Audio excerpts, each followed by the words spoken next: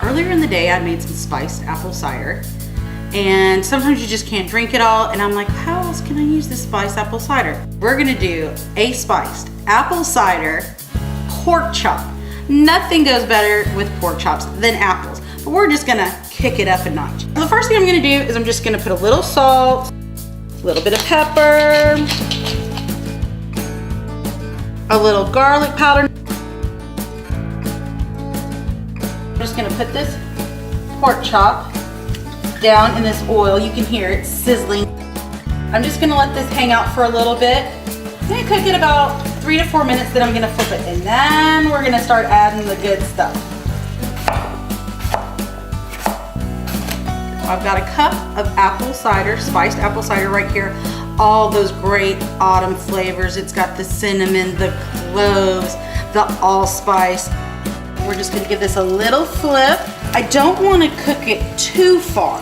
If I cook it too far, it's not gonna be able to marry with the flavors I'm gonna incorporate. So while this is cooking down, I'm gonna introduce onions. So I'm gonna go ahead and add these in and just sort of sprinkle them around. I'm gonna add a little cracked pepper to that.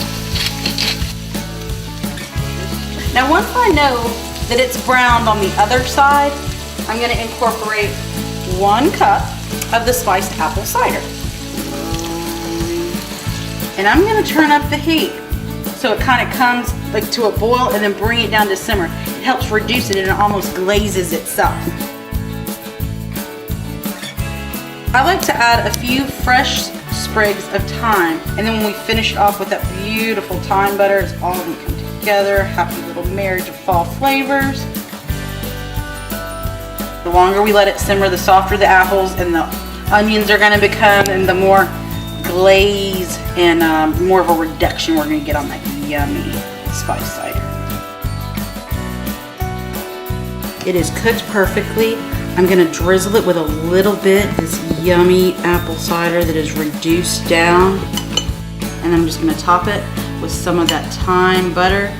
Oh, it's gonna get all over those apples. It's gonna taste so great. Okay, we gotta taste this. A little bit of that apple.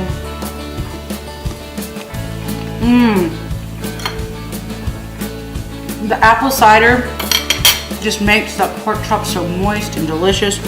The butter on top just gives it a little silkiness, takes it to the next level.